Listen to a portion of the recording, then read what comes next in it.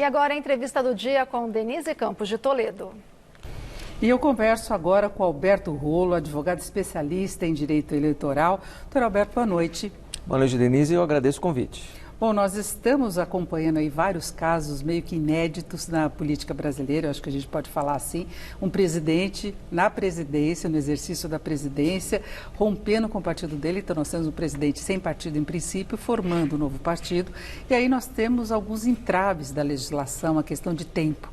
Todos os outros partidos que foram formados recentemente, eles levaram muito tempo para se conseguir. Agora se fala na possibilidade de assinatura digital, né? Mas tem aí uma complicação do ponto de vista do registro, para se ter certeza da segurança legal, inclusive, dessa opção, não é? O direito eleitoral é sempre dinâmico, e isso é bacana, né? Então está sempre em transformação. Em relação à criação de novos partidos, a gente tem que lembrar que até pouco tempo atrás nós tínhamos 35 partidos registrados no TSE, diminuíram um ou dois porque eles se fundiram, então diminuiu um pouquinho. Mas tem aí mais de 70 na fila, 76 para ser exato. Então, um a mais, um a menos, não é novidade também nesse sentido. Agora, um presidente em exercício deixar o seu partido e promover a criação de um novo partido como ele quer, de maneira rápida, realmente é inusitado. Então, eu costumo dizer para meus alunos, Denise, é uma receita de bolo. Essa receita de bolo exige uma série de etapas para que a gente tenha no final, então, um partido pronto. Primeira etapa que vem sendo cumprida, foi cumprida, é aquela ata de fundação com 101 fundadores no mínimo, não precisa ser 101, é no mínimo 101. Então eles se reúnem, eles fazem uma ata de fundação, eles discutem o próprio estatuto do partido, as diretrizes daquele partido, o que o partido vai defender, as bandeiras, não é? Elaboram o estatuto e aí levam esses documentos para serem registrados no cartório de registro civil. Primeira etapa burocrática é o cartório de registro civil, para que esses documentos tenham fé pública, né? E são registrados, publicados no Diário Oficial, e aí o cartório, no final desse processo todo, dá uma certidão de que aquele partido está pronto, sob o ponto de vista civil. E aí, encerrada essa etapa, que também me parece que já foi vencida aí nesses últimos dias, encerrada essa etapa vem a principal preocupação e os principais dúvidas que a gente tem, que é a reunião das tais assinaturas. O que diz a lei? A lei diz 0,5% do número de votos válidos do deputado federal da última eleição. Então, se a gente fizer essa conta, dá mais ou menos, a gente arredonda, 492 mil assinaturas. Agora, o que mais diz a lei? Essas 492 mil assinaturas têm que ser distribuídas em pelo menos 9 estados. E por que 9? Porque nós temos 27 unidades, então 9 é um terço. Significa aí uma federalização desse partido, né? A existência desse partido, para não criar bairrismo, né? Em 9 no mínimo, e em cada um desses 9, 0,1%. Então, a partir dessas regras que a lei impõe, que a lei exige, então os coordenadores vão começar a coletar essas assinaturas. Agora, seria seguro o sistema de assinatura digital? Olha, no momento do julgamento, e vamos lembrar que o julgamento foi apertado, foi 4-3, no momento do julgamento houve esse questionamento, mas é possível, é seguro? Nós estamos no século XXI, e eu disse e digo isso, eu enquanto advogado e os operadores do direito, eu posso falar da minha área, hoje a gente não consegue trabalhar sem assinatura digital. Eu trouxe inclusive a minha, né, para mostrar, essa aqui é a assinatura digital, essa aqui é um pendrive, né? É obrigatório, eu não trabalho, não exerço a profissão se eu não tiver assinatura digital. Agora, essas, e assim os juízes... Aí estão suas informações. As minhas informações e a minha assinatura digital. Isso aqui, a validade dele é por 3 anos e é renovável a cada 3 anos, só que tem um custo. Quase R$300, 280, alguma coisa, o que significa quase R$100 por ano.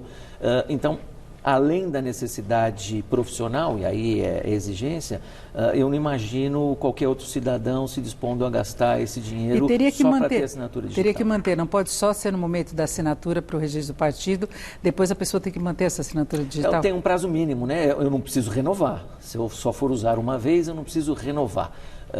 Mas vai ter que pagar aquele custo, porque aquele custo é por um período de validade. Né? Até se quiserem comprovar depois também essas assinaturas. Né? Então, quando houve esse julgamento, se a gente já usa isso no próprio Poder Judiciário, no TSE, eu só posso protocolar a petição no TSE de processos novos usando isso aqui. Então, se no TSE O advogado precisa usar a assinatura digital, a assinatura eletrônica, então por que o eleitor não vai poder usar também para fazer apoiamento de partido? O problema é o tempo mesmo, né? E o sistema ser implementado para conseguir registrar todas essas assinaturas. Que o ministro Barroso deixou bem claro lá. A diferença é que o TSE tem um sistema, e os outros ramos da justiça também, a justiça estadual também, tem um sistema que foi desenvolvido ao longo de anos para que essa assinatura digital seja aceita para o processo. O TSE não tem esse sistema pronto, o ministro Barroso deixou isso muito claro, não tem esse sistema pronto e isso leva um tempo para desenvolver. Não é só chegar no computador, colocar a assinatura e assinar o apoiamento, porque o TSE não está preparado para receber esse apoiamento. Então, ainda que o TSE tenha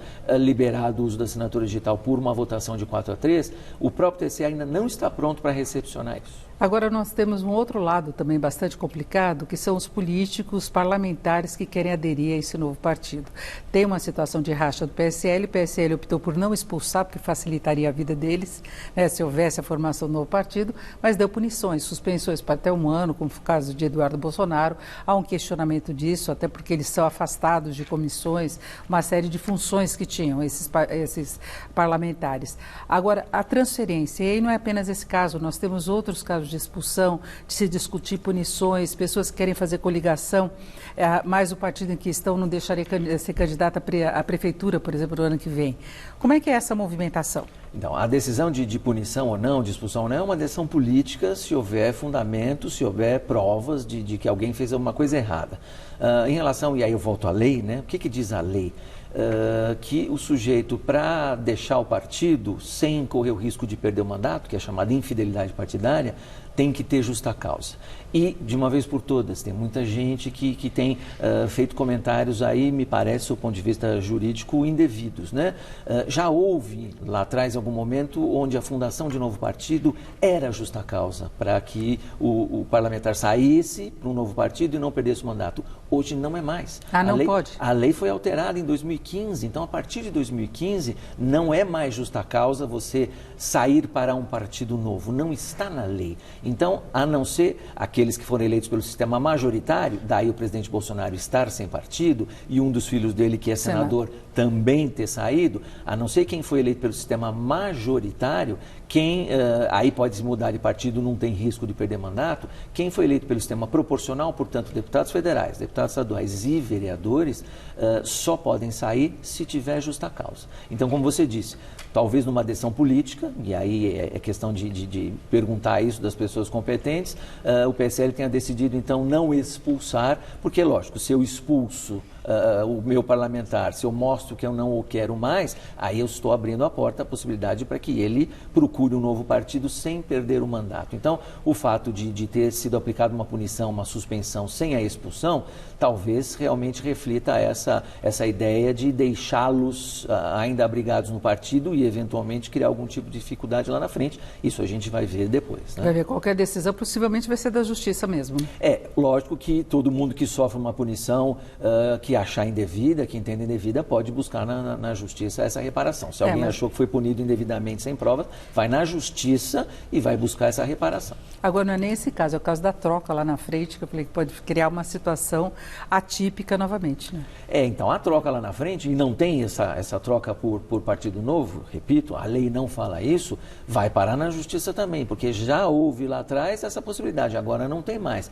Então, eu fico pensando como é que a justiça vai dizer que o deputado pode mudar de partido, os 20 e tantos deputados, eu não sei quantos são, podem mudar de partido sem perda do mandato, a não ser que eles mostrem que estão numa daquelas justas causas, e uma delas é perseguição política. Então, eles teriam que mostrar, provar na justiça que houve perseguição. Eu já ouvi entrevistas dizendo, mas a perseguição é a própria existência dessa punição. Agora, se alguém vai lá publicamente e defende a criação de um novo partido, eu fui eleito pelo partido A e defendo a criação também do partido B, eu estou traindo o meu partido. Perseguição é traição. Então, não é perseguição, é traição. Agora, tem uma outra questão que aí está dando dor de cabeça para toda a sociedade, que é o fundo partidário. Os recursos que são canalizados para os partidos e a quantidade de parlamentares influencia nisso. E nós estamos vendo o Congresso querendo garantir uma fatia maior no orçamento. Esse é um problema de toda a sociedade, um momento de contenção de despesas, mas revela uma situação que se criou com a proibição daquele sistema tradicional de financiamento, né? Com certeza. Infelizmente, a gente acaba reagindo na base da urgência, né? Então, lá atrás havia corrupção, as empresas, as pessoas jurídicas compravam deputados, compravam candidatos. Então, a gente fecha essa porta e aí, em tese, acaba com a corrupção. Mas é aí da onde vem o dinheiro para financiar as campanhas eleitorais? Aí a ideia que se criou foi vir esse dinheiro dos recursos públicos, né? Do orçamento público. E aí começa com um valor e vai aumentando a cada eleição. Então, nós estamos chegando aí, ouvi falar que para o final do ano talvez esse valor chegue em 3,8 bilhões, o que é um valor bastante alto num país, como você lembrou, que está precisando de investimentos em muitas outras áreas. Agora, eu fiz parte de um grupo de estudos da OAB daqui de São Paulo, onde nós firmamos uma posição contra o financiamento público, porque é dinheiro público dado para partidos e para candidatos. Eu acho que a gente já tem maturidade suficiente para cada eleitor, cada cidadão saber se acreditar naquele seu candidato, doar R$50, doar R$100. Portanto, fazer campanhas com recursos privados. E talvez com valores públicos maiores também, desde que haja fiscalização eficiente, não é? Com certeza. Isso acontece no exterior. Certeza. E uma grande empresa que queira doar o dinheiro de alguma outra forma, pessoa física, por que não? Também falamos isso. Até nesse grupo de estudos a gente não fechou a porta para o financiamento privado de pessoa jurídica. E é o que você falou. Estabelece limite, independentemente do CNPJ da empresa, se é uma grande construtora, um grande banco ou se é a papelaria, vamos estabelecer um limite de R$10 mil e R$20 mil. Isso não compra a consciência de um deputado. Agora, 10 milhões, 20 milhões compra, né? Exatamente, mas isso no caso de reeleição, porque eu vi em várias candidaturas, por exemplo, à presidência, quando a eleição estava muito dividida, que pelo menos no primeiro turno as empresas distribuem os recursos, porque eles não sabem quem pode ser vencedor e pode ter alguma surpresa. Na própria eleição do presidente Bolsonaro, foi mais da metade da campanha que se começou a definir ele como uma das lideranças para o segundo turno, né? Então, possivelmente as empresas distribuiriam aí o dinheiro. A gente viu isso já acontecer, eu me lembro também, inclusive bancos, grandes empresas, né? E até por que a gente sabe disso? Porque a prestação de contas é transparente, exatamente, né? Então, e tem que ser assim e tem que continuar assim. Agora, dinheiro público nesse montante me parece realmente um exagero. Agora, a sociedade tem que se organizar e cobrar dos seus representantes que não gaste dinheiro público nas campanhas eleitorais. Estando com essas legislações vai ser muito difícil, né? Com essa limitação da legislação. E outra coisa que isso a gente vê na prática, né? Eles são os próprios beneficiários, então fica difícil eles votarem para diminuir os recursos que vão ser usados nas próprias campanhas eleitorais. Tem uma campanha pobrinha depois, isso, né? Agora vamos falar de uma outra questão que também tem dominado aí o cenário político, que é a liberdade do ex-presidente Lula. Tem toda a discussão sobre segunda instância, mas podemos remeter lá na frente a possibilidade de candidatura dele. Por enquanto não existe. Em que condições ele poderia recuperar essa possibilidade de se candidatar? Por enquanto não existe, ele continua sendo ficha suja. Eu vejo duas possibilidades. Uma possibilidade é algum recurso dele ser provido pelos tribunais competentes, isto é, quando a gente fala em recurso provido, a gente fala em ele vai ser julgado inocente. Então, ele já foi condenado aí em pelo menos 3 instâncias, em algum momento daquele primeiro processo, o recurso é provido e ele é absolvido. Então, aí ele volta a ser ficha limpa. Essa é uma possibilidade. Uma outra possibilidade, que também a defesa dele tem trabalhado, é anular essas decisões por conta de eventual parcialidade do então juiz Moro, não é? O que não significa que ele vai ser inocente, mas significa que as decisões vão ser anuladas, aquela primeira e as seguintes dos outros tribunais. Mas aí, os processos ficando, não é ficha suja? Anulando a decisão, volta a estaca zero. A ficha suja é condenação a partir da segunda instância. Então, vamos imaginar, se ele for absolvido, não tem mais condenação. E se a decisão for anulada, porque o juiz Sérgio Moro era parcial e isso vai ser decidido pela justiça, não existe decisão, a decisão é nula. O processo começa de novo. Agora, como é que fica a situação, por exemplo, que nós já tivemos de deputado que saía da cadeia para ir lá nas sessões participar e depois voltava? Óbvio que ele tem uma ficha suja. Nós tivemos problema de eleição até aqui em São Paulo, de prefeitos que não podiam tomar posse porque podia ser preso. Isso não é ficha suja? O que diz a lei da ficha limpa, né? O sujeito é ficha suja quando tem condenação em segunda instância. Agora, a condenação em segunda instância não depende do regime de cumprimento de pena. Ele pode ter sido, como você falou, pode ter sido condenado, né, a um regime domiciliar ou a um regime diferenciado, com tornozeleira ou sem tornozeleira. Isso não impede que ele trabalhe. Se o trabalho dele é ir na Câmara Municipal ou ir na Prefeitura, ele acaba trabalhando. Agora, se é regime fechado, aí não, né? Por isso que depende de cada caso. Então, por aí também você teria que fazer uma revisão dessa essa questão da condenação, a prisão em segunda instância e primeira instância, também pega nesse aspecto, não é? Sim, com certeza, porque fica complicado o sujeito poder ser candidato ou eventualmente ter sido eleito e virar a ficha suja depois, mas continuar no exercício do mandato, né? Tem trabalho legislativo pela frente. Exatamente. Eu conversei aqui com o Alberto Rolo, que é advogado, especialista em direito eleitoral. Doutor Alberto, muito obrigada. Uma boa noite. Eu que agradeço. Uma boa noite. Vocês.